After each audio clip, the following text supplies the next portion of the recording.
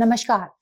बिहार विधानसभा चुनाव 2025 की मतगणना जारी है और रुझानों में एनडीए बड़े बहुमत के साथ एक बार फिर से सत्ता में लौटती दिखाई दे रही है। सबसे दिलचस्प बात, जिस नीतीश कुमार के बारे में कमजोर पड़ने की सबसे ज्यादा चर्चा थी, वही जेडीयू इस वक्त सबसे बड़ी पार्टी के रूप में उभरती नजर आ रही है। शुरुआत में आरजेडी मजबूत टक्कर देती दिख रही थी, लेकिन जैसे जैसे काउंटिंग आगे बढ़ रही है, महागठबंधन पिछड़ता हुआ नजर आ रहा है। और बड़ा झटका कि महागठबंधन के मुख्यमंत्री पद का चेहरा तेजस्वी यादव अपने ही गढ़ राघोपुर से पीछे चल रहे थे, जो आरजेडी और लालू परिवार दोनों के लिए एक बड़े राजनीतिक बदलाव का संकेत माना जा रहा है। तो जो ट्रेंड दिख रहा है उसमें जनादेश एनडीए के पक्ष में नजर आ रहा है। इसके लिए किन फैक्टर्स ने काम किया? क्योंकि कायदे से देखा जाए तो नीतीश कुमार 20 साल से शासन कर रहे हैं, तो एक एंटी इनकम्बेंसी होनी चाहिए, लेकिन ऐसा साफ तौर पर कहीं नजर नहीं आता। आखिर क्या वजहें रही हैं, इस पर जरा नजर डालते हैं।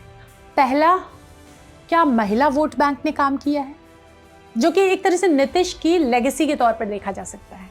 जिस तरह से महिलाओं को पैसे, लड़कियों को शिक्षा मतलब ग्रेजुएशन करने पर पैसे, इसके अलावा तमाम तरह की चीजें, तो क्या महिला फैक्टर ने काम किया है? इस बार महिला वोटिंग परसेंटेज भी बढ़ा है, 8% का इजाफा हुआ है, तो कहीं ना कहीं इसका लाभ इन्हें सीधे रूप से मिला है। विकास और बिहार का नाम एक साथ लेते ही कुछ संकोच होता है, क्योंकि अपनी हालिया यात्रा में हम देख कर आए हैं कि क्या है, हकीकत क्या है। लेकिन ये भी सही है, सड़कें, ब्रिज और तमाम चीजें जो हुई है, पूरी तरह से विकास नहीं तो विकास की एक राह मानी जा सकती है कि वो राह खुल रही है। तो इससे भी एक वजह के तौर पे देखा जा सकता है कि लोगों को ये विकास की राहें खुलती नजर आई।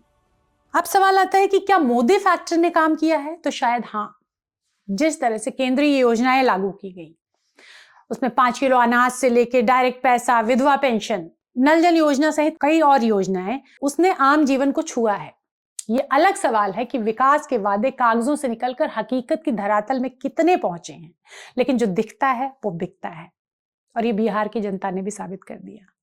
एक और फैक्टर जो थोड़ा अनदेखा किया गया लेकिन बड़े फैक्टर के रूप में एक काम कर गया होगा, एनडीए की पार्टियों में कास्ट इक्वेशन महागठबंधन से बेहतर दिखा, उन पर भारी पड़ता दिखाई दिया। बीजेपी सवर्ण, नीतीश अति पिछड़ा प्लस अपना जो जातीय वोट है, वो अति पिछड़ा वर्ग के लिए उन्होंने अपने कार्यकाल में काम भी किए, सुविधाएं दी। इसके अलावा एलजेपी, दलितों का बड़ा सेगमेंट, अति पिछड़ों का, उधर मांझी आवाम पार्टी एक वर्ग के प्रतिनिधि हैं, और इधर तेजस्वी यादवों का चेहरा है। कांग्रेस का कोई सामाजिक आधार नहीं दिखता। लेफ्ट की एक क्रेडिबिलिटी है, लेकिन वो सीमित दायरे में है, तो कहीं ना कहीं एनडीए को इसका फायदा मिला है। अब हम मुकेश साहनी की जरा बात करें तो मुकेश सन ऑफ मल्लाह कहे जाते हैं। पहले एनडीए के साथ थे, अब महागठबंधन के।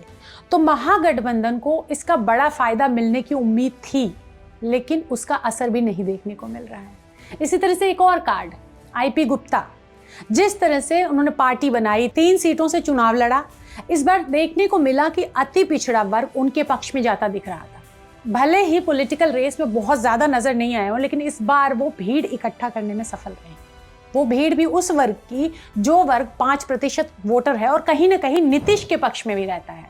नीतीश को तकरीबन 2.5 से 3% वोट यहाँ से आते हैं, क्योंकि उनकी अपनी जाति कोई उनका बहुत बड़ा वोट बैंक नहीं है। महागठबंधन के बारे में अगर बात करें तो उम्मीद की जा रही थी कि कुछ फैक्टर्स काम करेंगे, लेकिन ऐसा कहीं नहीं दिख रहा है। जिन फैक्टर्स के आधार पर लोगों ने एक राय बनाई थी, एक हवा दिख रही थी, तो उसमें एक तो मुस्लिम वोटर टर्नआउट बहुत बेहतर रहा, क्योंकि इस बार उनके अपने अस्तित्व का सवाल था। उन्हें डर था कि अगर वो वोट देने नहीं गए तो उनका वोटर लिस्ट से नाम काटा जा सकता है, और तमाम तरह की परेशानियां जो हालिया दिनों में हुई हैं।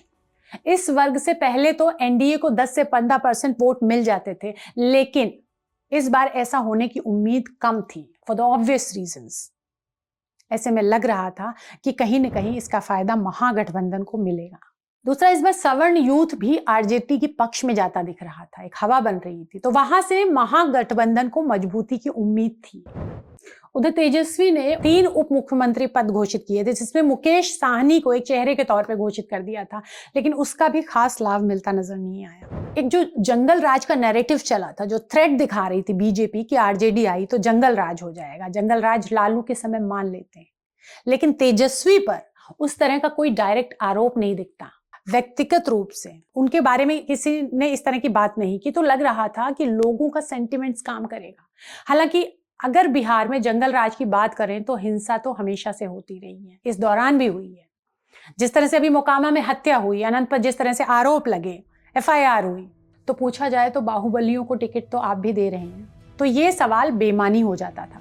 अब ये देखना दिलचस्प होगा कि जैसे पिछली बार 78 सीटें बीजेपी की थी और 43 सीट्स नीतीश की थी, लेकिन बावजूद इसके नीतीश को CM बनाया। अब की नीतीश कम रही तो बीजेपी अपनी दावेदारी पेश कर देगी या कुछ समीकरण बदलेंगे कि नीतीश कुछ लोगों को तोड़ें या फिर बीजेपी इनके लोगों को तोड़ने का प्रयास करेगी। खैर, जो भी हो, इस समय बिहार एक बार फिर से उसी ढर्रे पर चलता दिखा, जनादेश का वही रुख। तो क्या बदलाव के साथ साथ विकास की उम्मीद भी टूटेगी या फिर इस बार पानी में हुई कुछ ही सही लेकिन एक हलचल से कुछ ताजापन आएगा? खैर, ये तो वक्त ही बताएगा, लेकिन फिलहाल बिहार में कुछ खास नहीं बदला है।